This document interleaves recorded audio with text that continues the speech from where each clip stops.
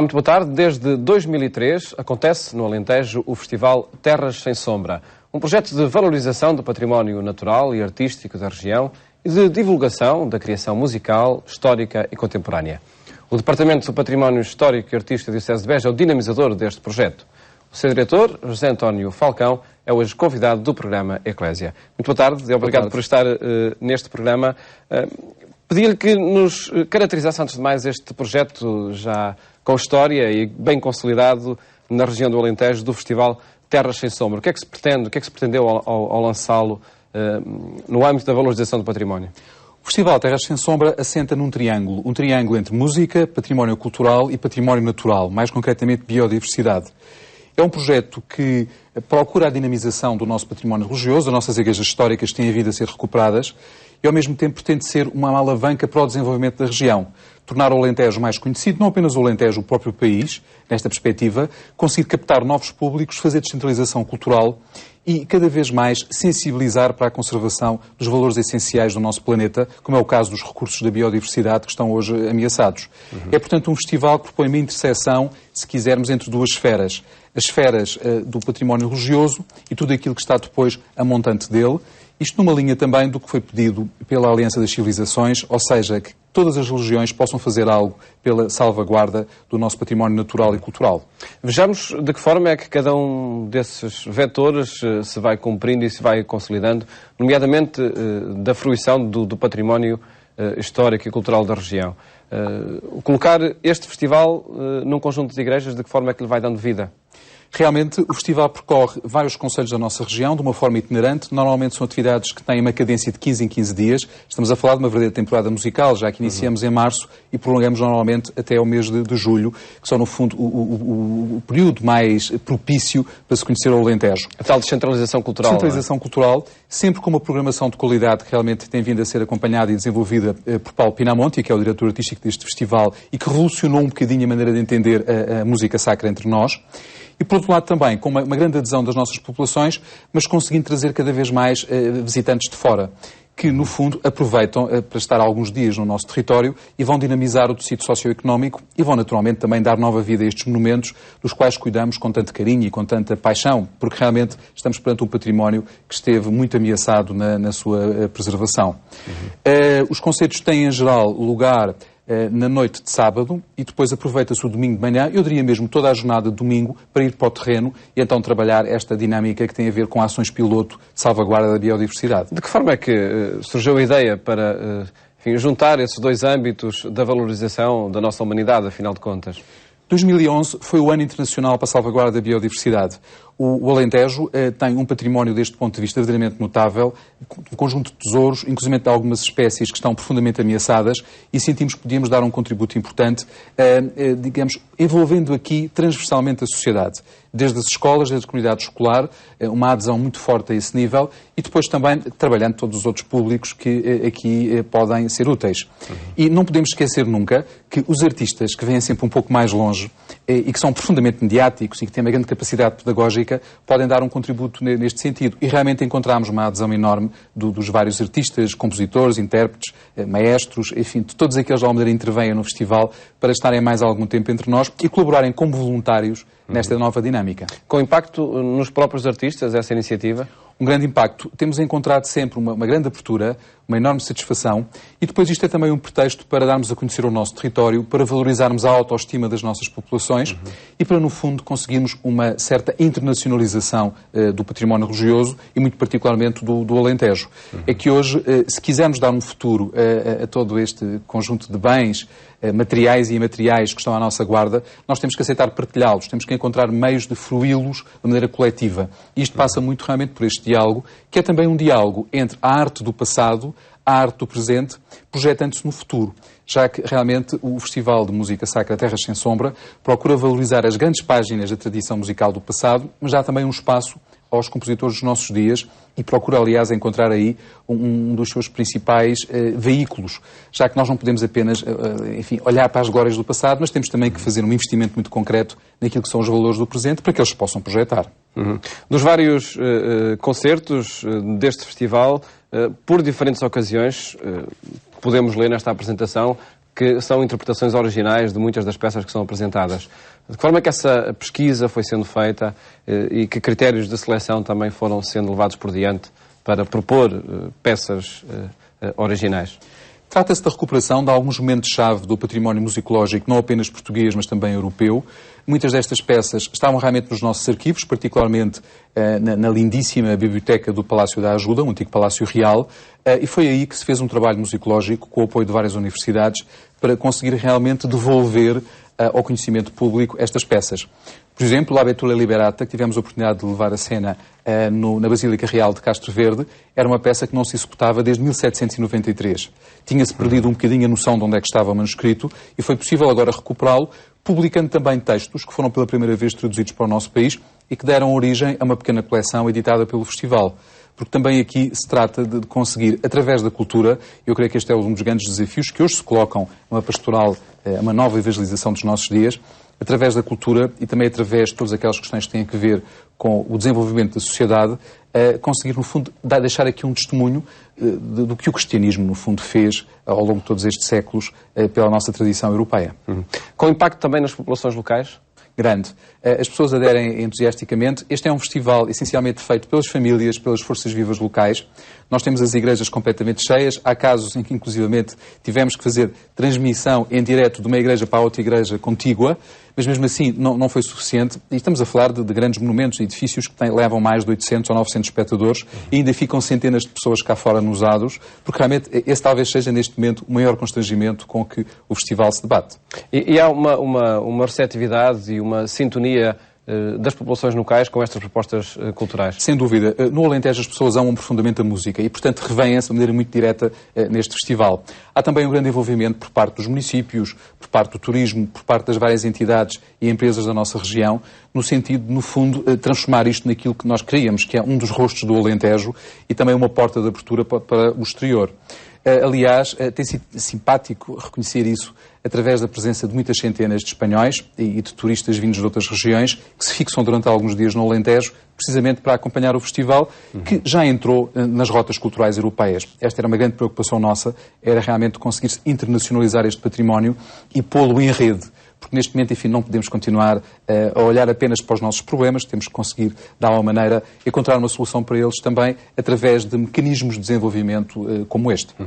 De que forma é que quem passa no Alentejo, eventualmente até, enfim, num passeio de férias ou rumo ao Algarve, que acredito que muitos portugueses cruzem o Alentejo, de que forma é que esta valorização do património histórico e cultural pode surpreender o turista que passa na região? Bem, para já há um grande número de igrejas que têm vindo a ser recuperadas. Não só as igrejas em si, mas depois também os seus espólios, que podem hoje ser apreciados. Têm-se feito exposições. Existe uma rede museológica, neste momento com 8 unidades, que também é merecedora de visita, até porque está distribuída por vários pontos do nosso território. Além disso, existem publicações e existem outros meios de informação, por exemplo, a internet, que prestam indicações muito concretas sobre a maneira de visitar este património e de poder conhecê-lo e, sobretudo, fruí-lo na sua mensagem mais profunda. Além disso, estas igrejas são uma excelente interface de contacto com o mundo natural, para as nossas paisagens, que são realmente lindíssimas, e depois também um elemento de ligação em relação, por exemplo, a outros fatores, como é o caso da gastronomia local, que é também muito rica na nossa região. Portanto, no fundo, o desafio que lançamos sempre a quem atravessa o Alentejo é que ganhe algum tempo, algumas horas, ou mesmo, se possível, 1 ou 2 dias, adentrando-se por estradas secundárias e venha conhecer todo este património que está nos centros históricos das nossas cidades e das nossas vilas, mas também está disperso pela periferia rural. E que, neste momento, felizmente, conseguiu renascer e encarar o futuro com um projeto concreto, que é um projeto que visa uma dinamização e também, se quisermos, ele poder ser uma espécie de moldura aberta sobre a planície alentejana. E que está disponível para ser visitado em qualquer dia do ano. É assim, nós procuramos adaptar os nossos horários àquilo que é habitual nos museus e monumentos do Estado e dos municípios. Ou seja, habitualmente fechamos às segundas e terças-feiras, os outros dias estão abertos. E além disso, e isso é uma vantagem da nossa região, as pessoas são acolhedoras e há sempre alguém que ajuda a orientar e a encontrar, enfim, uma chave ou uma maneira de alguma maneira, penetrar neste conjunto de tesouros que realmente merece ser conhecido. No entanto, existem também constrangimentos que não podemos esquecer. Problemas de segurança, problemas de desertificação, que nos criam algumas dificuldades e que temos vindo, enfim, em franco diálogo com os municípios e com outras forças que estão presentes no terreno, a procurar ultrapassar e criar, no fundo, alternativas para que tudo isto possa ser bem conhecido. E encontram nesse diálogo, nessas parcerias com instituições locais e outras internacionais, o segredo para que este património tenha vindo a ser valorizado ao longo dos tempos? Eu creio que isso é indispensável e tem que ser feito num ambiente de diálogo, num ambiente de corresponsabilização. Mas também o grande interesse por parte das populações locais, que se organizam autonomamente. São os principais parceiros? São os principais parceiros. Nós hoje temos realmente nas paróquias um aliado de primeira ordem, também nas misericórdias e outras irmandades que existem, e são muitas vezes as famílias que aqui habitam nas imediações dos nossos monumentos aquelas que, em primeiro lugar, estão disponíveis para colaborar nesta manutenção e nesta abertura. Por vezes, isto permite também outro tipo de abordagens, como é o caso, por exemplo, de uma colaboração mais estreita com a comunidade escolar, isso é essencial, diria eu, e, por outro lado, também com outras estruturas que estão presentes no terreno, como é o caso das associações de desenvolvimento local ou de desenvolvimento regional, que, aliás, têm tido um papel importantíssimo na recuperação dos nossos monumentos religiosos. Eu recordo, por exemplo, que em Beja acabámos de inaugurar agora há 2 dias uma igreja, curiosamente não propriedade da Diocese, mas sim do município local, que acabou de ser recuperada e que vai integrar uma rede de visita do património religioso da cidade de Beja. Ainda sobre o Festival Terras Sem Sombra, fez parte de todo este projeto um prémio também que o Departamento começou a oferecer. Com que objetivo é que esse prémio também foi instituído e incluído neste projeto? Faltam, por vezes, no nosso país, iniciativas que estimulem a criatividade e que, por outro lado, possam premiar também carreiras que são carreiras sólidas, carreiras sustentáveis.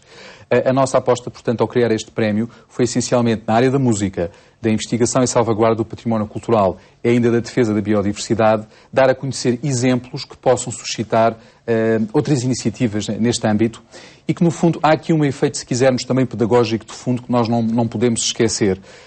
Em Portugal temos que valorizar mais o mérito e este prémio internacional procura isso, não distinguindo apenas artistas, investigadores, cientistas portugueses, mas dando-lhe também uma irradiação internacional. O nosso país sempre foi um país muito aberto ao mundo e queremos manter essa tradição. Para 2013, o que é que se pode esperar deste Festival Terras Sem Sombra? O festival continua num ambiente que não é, enfim, muito fácil do ponto de vista económico, que nos obriga a organizar-nos muito para conseguirmos, enfim, superar todas as dificuldades, mas há um grande entusiasmo neste momento. E, sobretudo, vamos fazer ajustes na geografia do festival, porque, curiosamente, há várias terras que, não tendo até agora tido a possibilidade de participar nele, desejam insistentemente fazê-lo. E, portanto, da parte de câmaras, empresas e outras instituições, nós estamos a ter uma pressão muito grande para que também visitemos esses locais. Isto obriga-nos, no fundo, a uma reorganização. E isto é bom porque mostra, no fundo, que há uma certa concorrência local ou regional para desfrutar no caso, não é? Isto é sadio porque realmente mostra que a região agarrou com toda a força este projeto. Continuará, como escreve na apresentação, a ser um projeto que dá expressão a um património emudecido? Em parte, mas que felizmente tem vindo a recuperar alguma vida. O que me preocupa muito hoje em dia é realmente a situação de abandono do interior e também dos centros históricos das nossas povoações.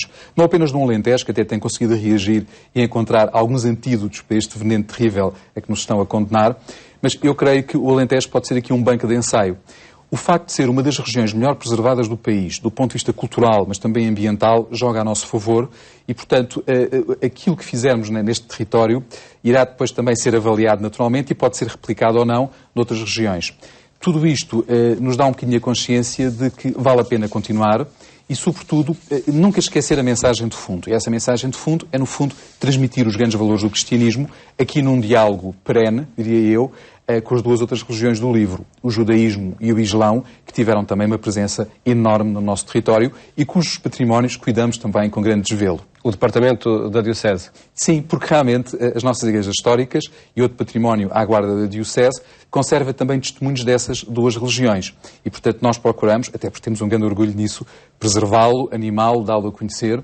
O caso do Islão, enfim, já há claras provas bem conhecidas do público a esse respeito, mas estamos neste momento a trabalhar muito com os nossos irmãos do judaísmo e também a valorizar este património, que é para nós uma referência muito importante. Acontece aí o diálogo ecuménico, interreligioso, e essa iniciativa tem partido do Departamento da Diocese? Tem, mas tem encontrado também, dos outros lados, uma grande abertura. Até porque estamos a falar de patrimónios que são francamente interessantes. No caso do judaísmo, é um património que pende sobretudo com um âmbito mais, se quisermos, urbanístico, mas há também muitos testemunhos que têm chegado aos nossos dias e que procuramos neste momento valorizar. No caso do Islão, há um exemplo, enfim, notabilíssimo, que é o da Igreja Matriz de Mértola, a antiga mesquita, que antes de ser mesquita já tinha sido, enfim, uma capela palatina, tinha sido um edifício muito importante numa época bastante remota. E tudo isto nos leva realmente a perceber que temos muitos laços de união e que importa caminhar em conjunto também nesta dinâmica. E, por outro lado, eu não gosto muito da expressão pátio dos gentios, parece uma expressão um bocadinho exclusivista, mas creio que este diálogo com os não-crentes é também uma das dimensões importantes aqui. Até porque, no fundo, estamos a falar de um património que não pode deixar ninguém indiferente. É um património que diz respeito a todos, é de todos, e nós somos apenas, no fundo, se quisermos, depositários fiéis deste conjunto de valores. Para além da Igreja Matriz de Mértola, que outros projetos já foram desenvolvidos no diálogo com outras religiões? Em Santiago de Cacém, em Serpa, em Alvito e em muitas outras localidades da nossa região, existem realmente testemunhos objetivos. Locais onde existiram ou sinagogas ou mesmo pequenas mesquitas, e isto tem vindo a ser valorizado, e depois há traços que permanecem, por exemplo, na tradição oral, no romanceiro, no cancioneiro, nas velhas orações que ainda chegaram aos nossos dias. No património artístico os traços são constantes e depois os fundos documentais, os fundos de arquivo, os fundos arqueológicos, as próprias tradições orais, tradições de património material que permanecem bem vivos. Temos procurado registar isto. Estamos a tentar lançar as bases de um arquivo da religiosidade popular da nossa região e, naturalmente, queremos ter uma perspectiva ecuménica e aberta e conseguir estabelecer pontes. Até porque a sobrevivência deste património depende, em grande medida, da sociedade se identificar com ele e o sentir como uma coisa que não é dispensável, mas que, pelo contrário, é importante e pode ser também uma ferramenta para o desenvolvimento. Nós hoje sabemos a importância que o património, a cultura e tudo isto tem, por exemplo, no âmbito de um turismo cultural bem sustentável, um turismo que se apoia muito também no património religioso e no património natural. Perguntava-lhe ainda que impacto vão tendo essas iniciativas do Departamento Histórico da Diocese de Beja nas outras religiões? Eu creio que o nosso trabalho está a ser olhado como uma grande curiosidade. Pretendemos, já o fizemos no passado, no âmbito do festival e noutras áreas da ação do nosso departamento, mas pretendemos claramente dar a conhecer, por exemplo, o património musical judaico. Não apenas o património da diáspora judaica, mas também o património clássico, que nos remete diretamente para Israel. E no campo do Islão, em que há também uma bela tradição de música associada à liturgia, associada ao culto e associada à devoção, não queremos esquecer também essa dimensão, até porque tivemos grandes poetas da literatura clássica do Islão entre nós, e é um património que está aí, que não é preciso enfim, fazer um grande esforço de exaltação para o dar a conhecer, pelo contrário, é apenas dar-lhe a oportunidade para que ele fale. E é de uma beleza, de uma profundidade espiritual, e também de uma riqueza cultural enorme. E encontra interesse por parte das lideranças judaicas e islâmicas? Temos encontrado também uma perspectiva aberta e de tolerância nesta dinâmica. E eu creio que, aliás, é uma herança que recebemos do nosso Bispo Emérito, Dom Manuel Franco Falcão, recentemente falecido, foi de que vale a pena investir bastante nesta dimensão, até porque, de certo modo, é um dever nosso, porque o património está aí. Um dos investimentos consideráveis, também creio eu, do Departamento foi na valorização dos caminhos de Santiago, nomeadamente nos trilhos que passam pelo Alentejo. O resultado dessa pesquisa está na publicação destes 2 volumes. Arquiteto José António Falcão, o que é que eles mostram e de que forma é que, de facto, os caminhos de Santiago passam pelo Alentejo? Trata-se de um catálogo que corresponde à exposição que se realizou em Santiago de Cacém em 2007, uma iniciativa da Diocese de Beja, do município local e também do Governo Autonómico da Galiza, e que trouxe a Portugal, na altura, um conjunto jamais saído de território galego, de obras de arte e de outros testemunhos culturais realmente muito importante, que dialogaram diretamente com o património da nossa região, porque também fomos às nossas igrejas, aos nossos museus e às nossas coleções particulares trazer o que havia de mais relevante nesta dimensão.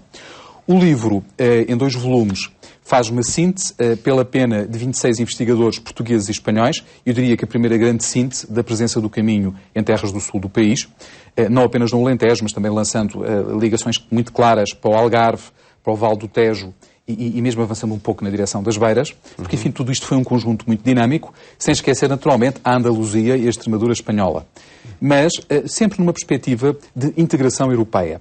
O Caminho de Santiago é talvez o mais antigo fator da identidade desta velha Europa. E, por outro lado, é algo que permanece hoje muito vivo, que está a ser redescoberto. Há cada vez mais peregrinos.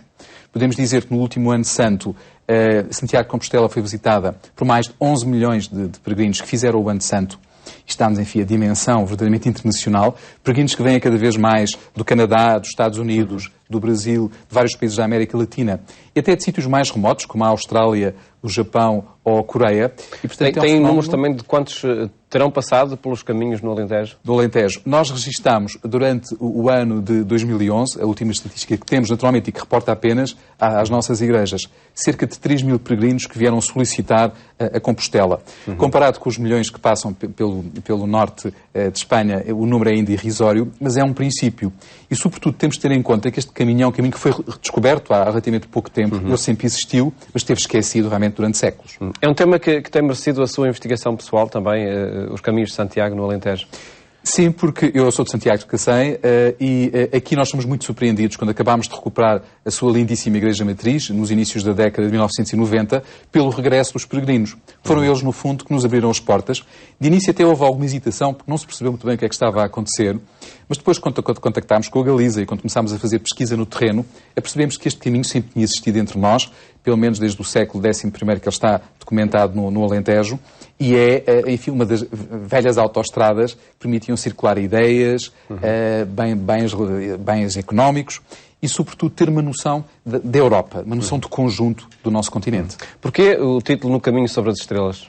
Porque realmente, como sabe, há uma velha tradição que diz isso, em direção a Santiago de Compostela, a Via Láctea, ao caminho de Santiago, era, sobretudo para os peregrinos que vinham do Ocidente, um guia seguro, porque, enfim, observando a beleza das noites, essa estrada prateada de estrelas que nos conduz para o túmulo do apóstolo, ninguém se perdia. E, portanto, quisemos retomar um bocadinho esta tradição, associando depois também ao nome de Santiago de Cacém, que foi a terra que recebeu a exposição.